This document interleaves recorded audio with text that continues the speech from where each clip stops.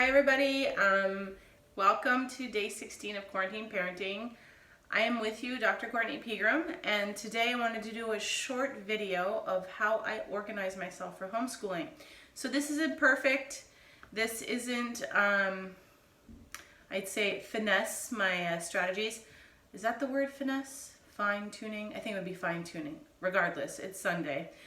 Okay, so I just spent the last 45 minutes planning out everything, and I wanted to walk you through how I did it. So first, what I do for me, just because I work really well with lists, I created a brain dump. So one sheet of just brain dump. So on this brain dump, I listed the books that I wanted to read, how much time I wanted to spend on math, the worksheets I need to get, then some titles and ideas for home journal. She does this home journal. And then I did some research for 5 ideas for science projects that I found the ideas on Pinterest. And then I put together my list of materials for my arts and crafts activities, because we are followers of Easel Art Studio, and every day at 11:30 a.m. Central Time, they have a like a story time or art project that the kids can do. And Miss Jess and Miss Carrie are the teachers, and they co-host the show. It's great. It keeps your kids occupied for 30 to 45 minutes. So that's kind of my jam time for my work. So especially this week, since I'm doing this alone, I have to plan everything out, because even though it won't go as planned, at least I'll have some idea of what is my day going to look like and where are some hiccups that might occur, and then how am I transitioning my time. So first, what I do is a brain dump. So the idea of a brain dump is, what are the learning objectives you want to get through with your kids? What are the things you need to accomplish? What are the different topics that you need to do? And then last but not least, what are the materials you need? So also in mine, I had to come up with some ideas for poetry and then some meal prep. So this is all in my initial brain dump. So that's just general ideas. You're just like brainstorming and you throw on this page. So then after that, my second page is I decided to do science project materials. So I created a Pinterest board of homeschooling science projects for this week. I uploaded them, pinned them, and then I went through the materials and then listed out all the materials that I need for that project. And then what I did is, in that, I decided which day of the week on my calendar that I would do those projects. So that gives me an idea of how do I set up for that day, what do I need, and when am I doing it throughout the day, because some of the experiments we're doing some explosion things. I think it's the elephant toothpaste, it just blows up.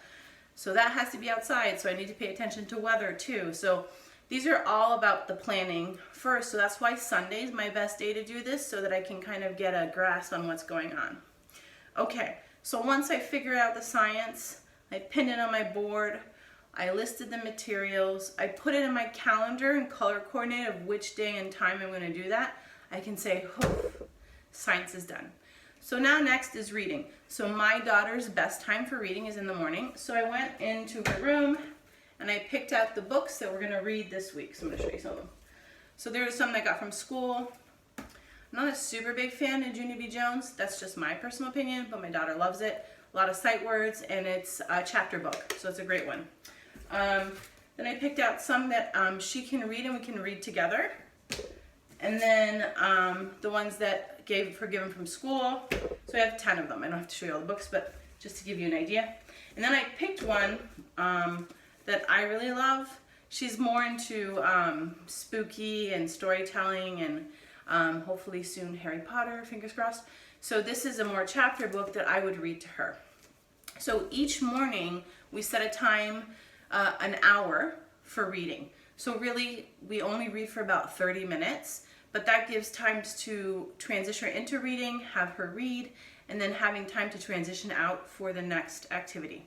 So what you can do if your child can read on their own, a great idea is for you to read with them, right? So you're maybe reading some work stuff, a book, an article, right? And you're side by side, which you can keep an eye on. Or if you're reading with them, making sure that you have enough time in that block that you're doing to get through what you want to. So for me, it's 2 books, one that she reads, one that I read, and then we just kind of go through it that way. So that's what we do first thing in the morning. Then I give myself a 15-minute break, transition time. Well, the cool thing is I actually gave myself an hour, so typically I have a half hour to kind of transition into the next activity for her. And then usually at that point in time, we move into math. So for me, what I do for math is I use Khan Academy. I don't know if I'm pronouncing that right. It's KHAN.com. I'm just checking on my website because I pulled it up so I could walk you through this really easily. Yep, it's khanacademy.org. So my apologies, khanacademy.org. So they have amazing learning online platforms, all free. I use the math skills for them, but they have a ton of different topics, and it's easy to follow instructions. She can typically do it on her own, and I just have to supervise over here. So with us, she has her computer, I have mine, she's doing her math, and I can catch up on emails that way. So that's our morning. Reading, math, and then we move into art projects before lunch. Perfect. So that's how usually my Monday through Friday will go, and those are my mornings. Now afternoons, so for homeschooling, there's twice in the week that she will help with meal prep. One is dinners, the other one's lunch. I make sure I put that in the calendar, and I put them further enough apart that they're not back to back. So for our meals, which we have written out, she actually helped me with doing these things, so which took a little longer, but at least she has more buy-in, right? The fact that she's helping me do this, then I can say, you picked out the science projects, you picked out the books, and you picked out your meals. So this is something that you decide to do, and we can do this together. So for meal prep, one of our meals is going to be dinner. It's the spaghetti meal. She's going to make Caesar salad and then create sundaes. So the second meal will be for lunch, will be chicken and french fries. So obviously for the french fries, what we're going to do is we're going to take the potatoes, peel them and cut them and make like wedges. It's just the motion of learning how to peel, to cut. So that's kind of my skills for her meal prep this week. The two things I wrote is cutting and prepping. So planning time, cutting, movement. So that's what I'm putting in. So one will be dinner, one will be lunch. Boom, in my calendar. Okay, so next is my art supplies for the live video. I listed out all the things that I'll need for the week, and then I make sure that when Easel posts it, that I prep the stuff the night before. But I need a master list so I kind of know what I'm looking for and when I'm looking for it. So that's super helpful. So that's how I organize math, reading, and then arts and crafts. Okay, so next if we go back to my initial brainstorm, just flying through, hold on. Okay, social skills game. So that is my jam. That's what I do in schools. So this week we're focusing on emotions. Why? Because we've had a ton of different emotions this weekend. We need to work on it. So I want to really work on attitude, the way she's phrasing things, and some of the emotions of frustration, resentment, miscommunication, and stress. So I'm going to work through those this week, which doesn't sound so much fun when I say it, but I use my card games, my emotional card games, to do that. So that can be in a way of storytelling, of matching the emotion, of imitating the emotion, of playing out a situation with the emotion. So you can do tons of stuff with the social skills game. So I'm going to focus on emotions this week. So I'm going to use my cards that I have on our website. They're called Fetch the Feelings. And then I'm also going to teach her about interviewing. So this is kind of a double points for me. Because if I can teach her how to interview, I'm working on social emotional learning. I'm also teaching her about reading, asking questions, communication skills, right? So we're going to practice interviewing this week, and that will be our 2 social skills learning objectives. How I'm going to do that, so for the interview, we're going to prep prior. So throughout my week for social skills, I've blocked out time to teach her different questions to interview, how to do an intro, how to close, and then at the end of the week, we're going to film each other doing an interview. So what I call is called the news report. So she's going to build a news report using interviewing skills and then ability to ask questions, active listening, all that fun stuff. So that was easier for me to prep, but that's also because I do this for a living and I love it.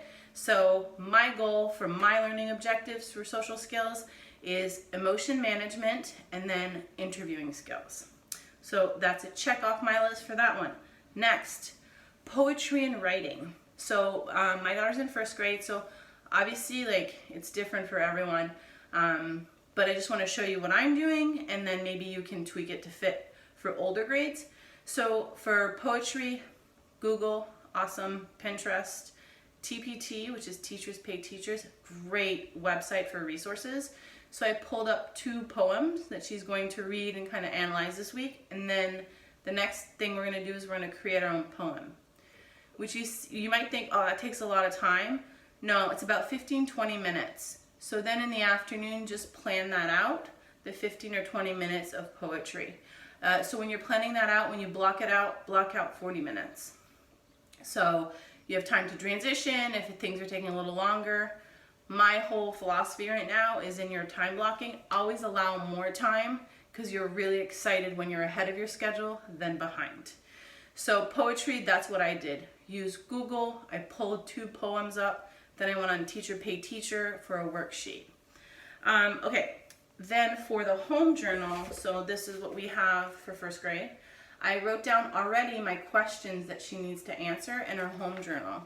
This way I'm prepped, I'm ready to go, I don't have to think about it. And then I put in my calendar the times that we're going to do the home journaling portion.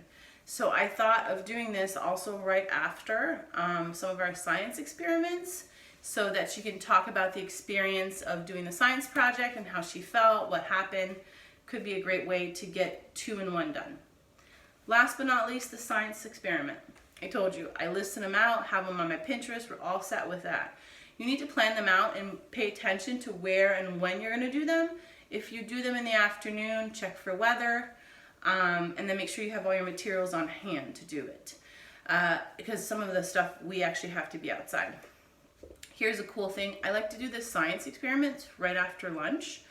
If I don't schedule a physical activity, then after lunch is good because they're moving and they're just not sitting down. So it's good for learning capabilities because that's like your low point in the day when you just want to fall asleep. So I felt that putting that in is great. So then that's what I do for science. Last but not least, I have the physical activity. So I plan that out throughout the day. So it's a little hard with what we're restricted to. So this week we're going to do some 15 minutes of boxing. It's just because I do boxing and I love it and I miss it. So I'm going to teach her some cool routines that I do, and then we're actually going to do it. And I found some YouTube channel that have some intro activities that I think she'd like. So with that, obviously we have the materials. I bought her gloves. I have my gloves. Easy peasy. But you know what you can do? So there's a ton of YouTube videos, even social media people that do 15-minute like videos on yoga, just regular exercise like jumping jacks, sit-ups, and they make it a challenge, super fun. There's meditation too. So there's a ton of different resources out there. Find what your kid likes. So for me, we decided to do boxing this week. I'm going to take her for a run. So obviously it's not going to be like we're running miles here, but just starting her off doing a run. And then our last activity would be just walking, taking family walks, because one of our science projects is about nature. So I'm going to try to do, again, hit to the topics at once. So that's like just a total dump of how I plan my day. So to recap, I first list out all the learning objectives and the stuff that she needs to accomplish. Then I organize my piles. So my reading, my journal, poems, math, science experiments. I make my list. What are the materials that I need? What do I need to pick up this week? What do I have in house? Then I put it out on my calendar with the color coordinating system I have to make sure that I'm not overloading myself each day. So what I went through with you is a lot. But when you actually see it on my calendar, the way it's divided, it's only like little small batches, which is totally doable. I made sure that I put in transitions and breaks throughout my schedule so I don't overload her or me, or we're just rushing. Then I go through each topic and make sure what are my learning objectives in teaching this topic. So like I explained for social skills, I'm focusing on emotion management and interviewing. So that's kind of, because I do that all the time, it's super easy. But for me, for reading this week, which I'm, something she's struggling with, I'm trying to help her and be very patient with that. So my learning objective is just to get through more and more sight words. So when we read, I have her find the sight words in the book. So this is our ring. She finds those sight words when reading, and she reads them. And the words that she doesn't know, then I read. So that's just the tip I think about. So basically, all I'm saying is figure out for each topic the learning objectives so that you feel like you have some sort of a plan of where you're going. Any materials that you need to be printed, make sure that you do it today or a few days before your lesson so that you're not trying to figure that out last minute. Any resources, links, or materials you need, I actually put them in my description of my calendar, because if I'm running around and I forget, at least I know it's somewhere, right? And then also at the end of the day of each day, which I explained last week, but I'm reiterating, whatever you didn't get done or if something took more time, I always try to fix my calendar to reflect that. So it was so easy for me to go see from last week to this week what I needed to do and what worked and what didn't. I said that last week I had 2 days that were totally off. It was like basically a sub came in and did nothing. But, right, those things happen. So last but not least, use humor. It's not going to work as planned, but sometimes when we have a plan and structure, it helps us get through the week. So those are my tips to kind of get organized, and I hope this is helpful. So for those of you watching on YouTube, you can subscribe below. I think the kids say smash the button below and thumbs up. But that's what I want to leave you with. I'm picking up on the YouTube lingo now. I'm pretty cool. Okay, so have a great Sunday, and I'll talk to you tomorrow. Thanks. Bye.